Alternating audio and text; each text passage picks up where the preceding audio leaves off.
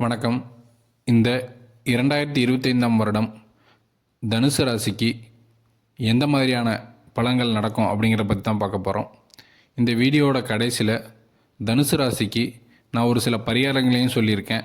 கண்டிப்பாக வீடியோவை கடைசி வரைக்கும் பாருங்கள். அப்படின்னா தான் நான் போடக்கூடிய சொல்லக்கூடிய கருத்துக்கள் உங்களை அடையும். வாங்க நம்ம இப்போ தலைப்பை பார்க்கலாம். அதுக்கு முன்னாடி நம்ம சேனலை சப்ஸ்கிரைப் பண்ணாங்க சப்ஸ்கிரைப் பண்ணுங்கள். அப்படி பக்கத்தில் இருக்க பெல் பட்டனையும் கிளிக் பண்ணுங்கள். தனுசு ராசி காலப்புருஷ தத்துவத்திற்கு 10வது வீடு.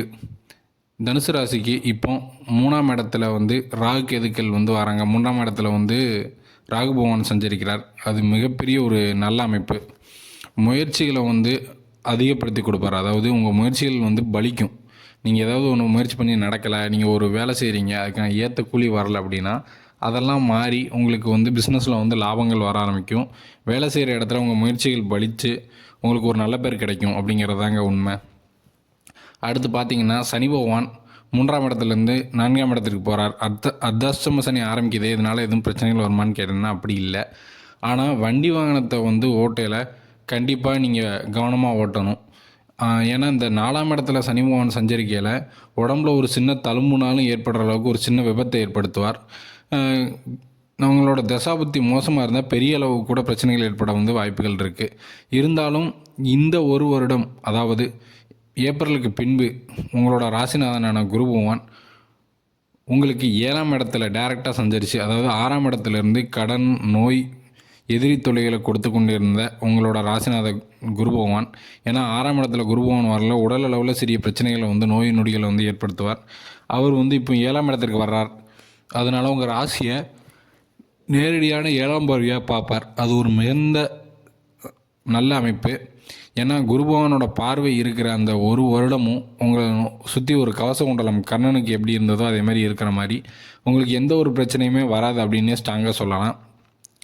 மற்ற கிரக சஞ்சார அமைப்புகள் எல்லாமே உங்களுக்கு சாதகமாக தான் இருக்குது. இந்த அர்த்தாஷ்டம சனியை தவிர அர்த்தாஷ்டம சனியும் பெரிய அளவில் பிரச்சனைகளை செய்யாது. நீ வாகனம் ஓட்டும் பொழுது ஜாக்கிரதையாக ஓட்டணும். அதை தவிர மிகப்பெரிய தடைகளையோ பிரச்சனைகளையோ இந்த அர்த்தாஷ்டம சனி உங்களுக்கு ஏற்படுத்தாது அப்படிங்கிறத நான் உறுதியாகவே சொல்லுவேன். ஏன்னா அடுத்த ஒரு வருடத்திற்கு அந்த பின்பு, அதாவது 7ஆம் இடத்துலேருந்து குரு பகவான் 8ஆம் இடத்திற்கு போன பின்பு அவருமே அந்த சனி பகவானை பார்ப்பார். உங்களுக்கு 8ஆம் இடத்துலேருந்து இந்த சனி பகவானை 4ஆம் இடத்துல இருக்கக்கூடிய சனி பகவானை பார்ப்பார். அதனால் இந்த சனியான தாக்கங்கள் இந்த 1.5 வருடம் இருக்கிறதுக்கான வாய்ப்புகள் மிகவும் கம்மி அப்படின்னு தான் சொல்லுவேன். சரி, இப்போ தொழில் தொடங்கணும் அப்படின்னு நினைக்கிறவங்க தொழில் தொடங்கலாமான்னு கேட்டால் கண்டிப்பாக தொடங்கலாம். வேலையிலேருந்து நான் தொழில் தொடங்க போகிறேன் அப்படின்னு நீங்கள் பிளான் பண்ணியிருக்கீங்க அப்படின்னா கண்டிப்பாக செய்யலாம். இதில் எந்த ஒரு மாற்றமும் இல்லை. ஏன்னா இப்போதைக்கு பெரிய கெட்ட நேரம் எதுவுமே தனுசுக்கு கிடையாது. ஜென்ம சனியோ அஷ்டம சனியோ இல்லை. அது மாதிரி குரு பகவானும் உங்களுக்கு சாதகமான 7ஆம் இடத்திற்கு வரப்போகிறதுனால முதல் 4 மாதங்கள் சில பல பின்னடைவுகளை நீங்கள் சந்தித்தாலும் அதன் பின்பு குரு பகவான் உங்கள் ராசியை பார்த்த பின்பு நீங்களே ஃபீல் பண்ணுவீங்க உங்களுக்கு எல்லாமே நல்லதாக நடக்கிறத.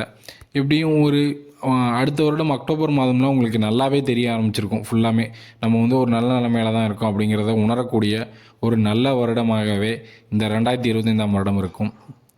பரிகாரம் என்னன்னு பார்த்தீங்கன்னா, பொதுவாகவே சனிக்கிழமைகளில் போய் சனீஸ்வரரை வணங்கி எல் தீபம் ஏற்றுங்க. அது அப்படி ஏற்ற முடியல அப்படின்னா பைரவரை வணங்குவாங்க. அஷ்டமியில் பைரவரை வணங்கிடுவாங்க. பக்கத்தில் இருக்கிற சனீஸ்வரரையும் முடிஞ்ச அளவுக்கு வணங்குவாங்க. இது மிகுந்த நன்மைகளை ஏற்படுத்தக்கூடிய அமைப்பு. பொதுவாகவே தனுசு ராசிக்காரர்களுக்கு அஷ்டமாதிபதியான சந்திரன் உங்கள் ராசிக்குள்ளே அமாவாசை அமைப்பில் வரையில் எந்த ஒரு காரியத்தையும் செய்யாதீங்க. அது உங்களுக்கு வெற்றியை தராது.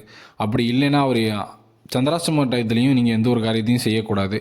நீங்கள் அதுக்கு பரிகாரம் என்ன பண்ணணும், சந்திரனால் உங்களுக்கு பாதிக்கக்கூடாது அப்படின்னா திங்கட்கிழமையில் அம்பாளுக்கு மல்லிகைப்பூ சாற்றி வழிபடுங்க.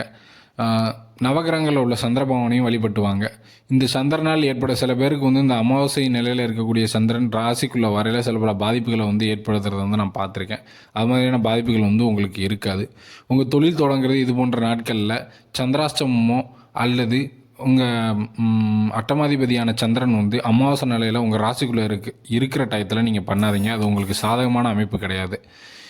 இது முக்கியமாக நீங்கள் பார்த்துக்கோங்க. உங்கள் லைஃப்பில் நடந்த ஒரு சில கெட்ட விஷயங்களாக இருந்தாலும் சரி, அது வந்து இந்த சந்திரனால் ஏற்பட்டதாக இருக்கும். நீங்கள் பார்த்தீங்கன்னா எல்லா ராசிக்குமே அஷ்டமாதிபதி தான் வந்து தீமைகளை செய்வார். அதை கொஞ்சம் கவனத்தில் கொண்டு கொஞ்சம் ஜாக்கிரதையாக இருங்க. நம்ம இது மாதிரியான ஒரு நல்ல தகவலோடு அடுத்த வீடியோவில் சந்திக்கலாம். நன்றி.